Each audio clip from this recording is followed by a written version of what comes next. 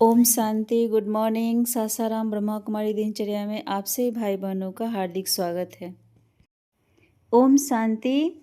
रोहतास जिले के सासाराम में संत तना उच्च विद्यालय बुरहन में 10th क्लास के बच्चों की विदाई समारोह पर प्रजापिता ब्रह्मा कुमारी सूर्य विश्वविद्यालय की बहनों को आमंत्रित किया गया, जिसमें कि बच्चों को गिफ्ट द्वारा सम्मानित किया गया।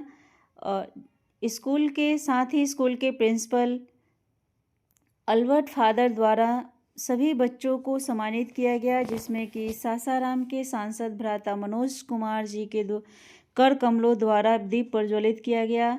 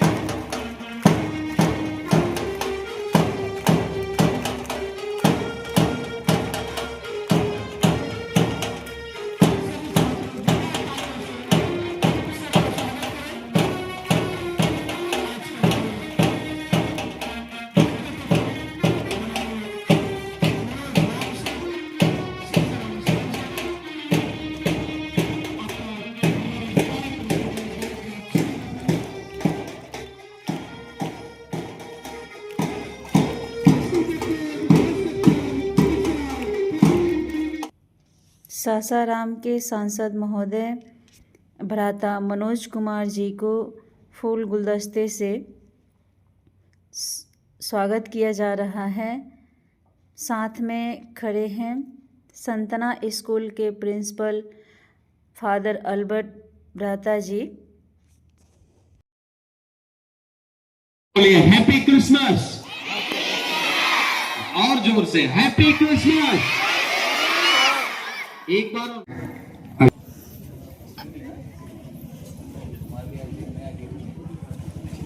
माता जी हैं,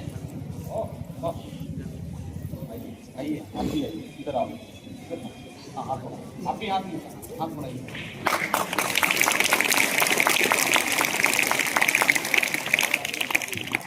आ जाइए।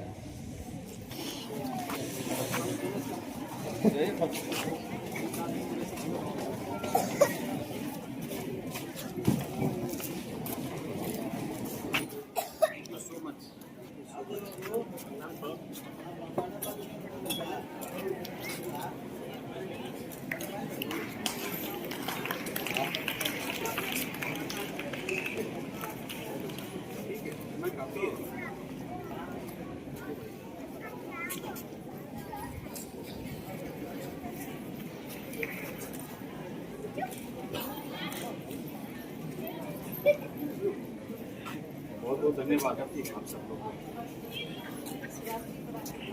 हाँ मैं आऊँगा, पक्का आऊँगा, आप मुझे बता दीजिएगा। चलें साहब।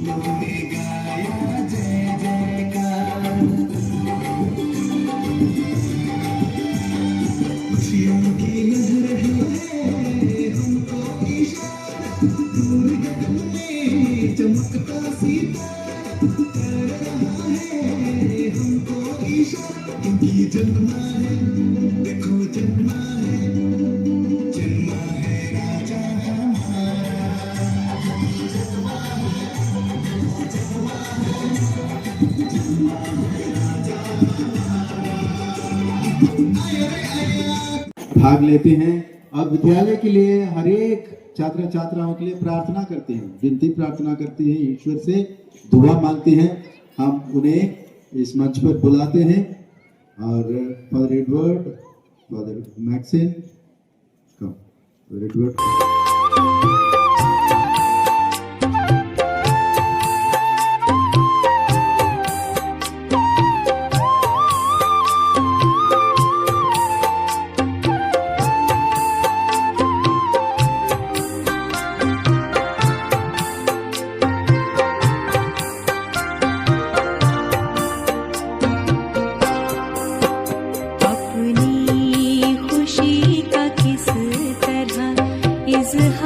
बच्चों का मनोबल बढ़ाएं।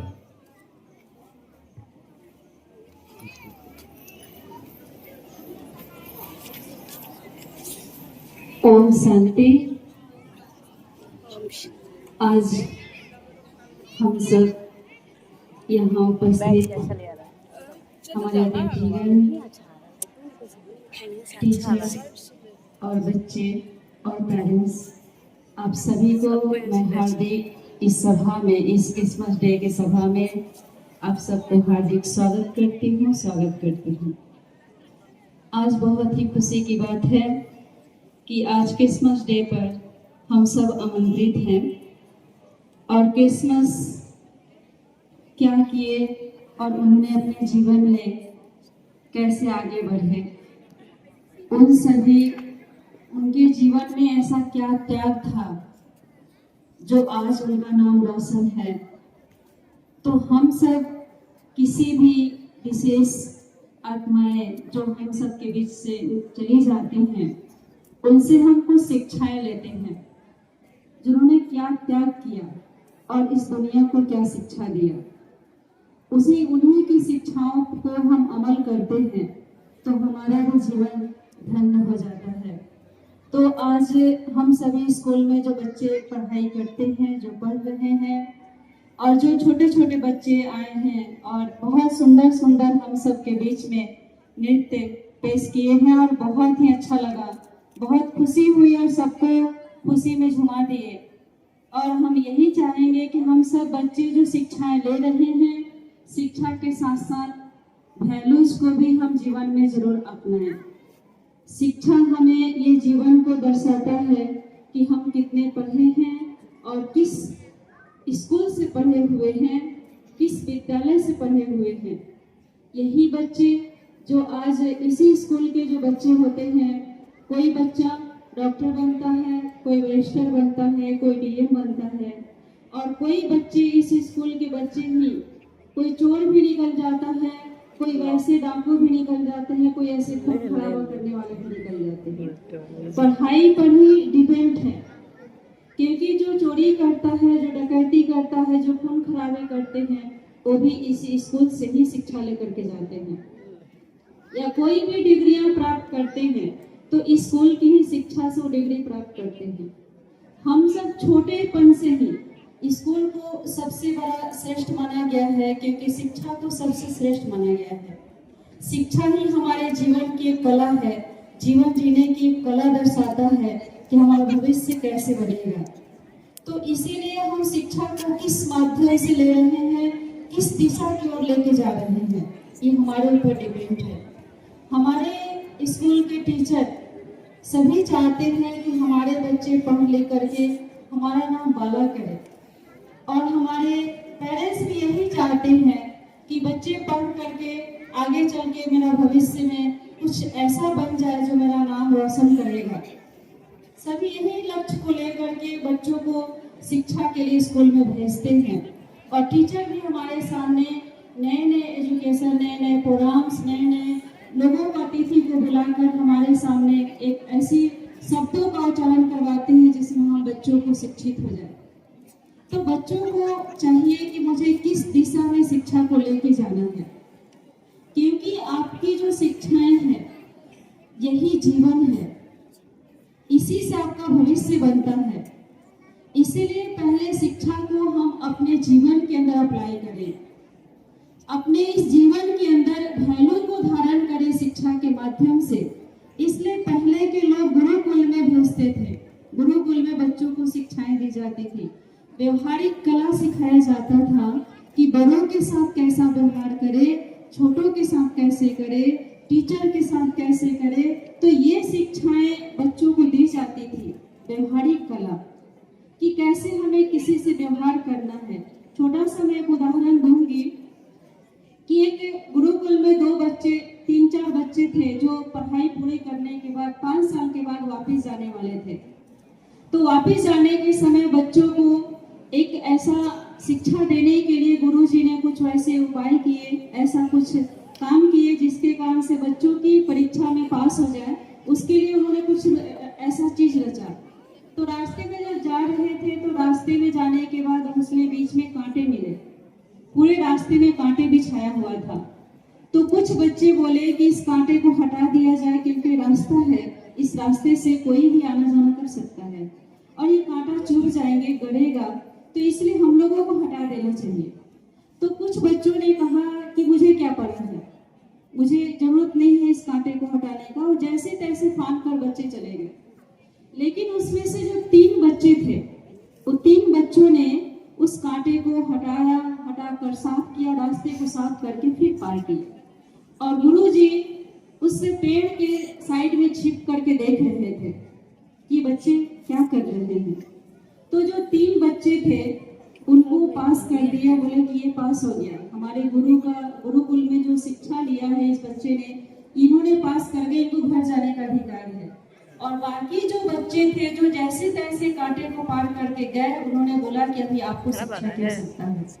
कहने का भाव है कि शिक्षा हमारे व्यवहार से दिखना चाहिए, हमारे व्यवहार में, हमारे आचरण में आना चाहिए शिक्षाएं, क्योंकि शिक्षा हमारे जीवन का एक उद्देश्य है, लक्ष्य है। सब कोई जितने भी आज MP आज बनते हैं या मिनिस्टर बनते हैं, जो कुछ भी बनते हैं संसार में, जितने भी नामी गिरामी व्यक्ति बने हैं इसी स्कूल से जाकर के बने हैं। ऐसा नहीं है कि जो किसान बनते हैं उनके लिए अलग स्कूल में भेजा जाता है, जो DM बनते हैं उनके लिए अलग स्कूल में भेजा जाता है, क्योंकि स्कूल जो होता है सभी के लिए एक होते हैं, शिक्षाएं सबके लिए एक होती है। लेकिन जिस दिशा में हम प्रयोग करना चाहते हैं उस दिशा में प्रयोग करते हैं, तो हमें सही दिशा की ओर प्रयोग करना चाहिए शिक्षाओं को, जिसमें कि हमारे स्कूल का भी नाम रोशन हो, हमारे माता पिता का भी नाम रोशन हो और हमारे टीचर का भी नाम रोशन हो। इतना ही कहकर मैं अपने वाणी को विराम देती हूँ। ओम शांति।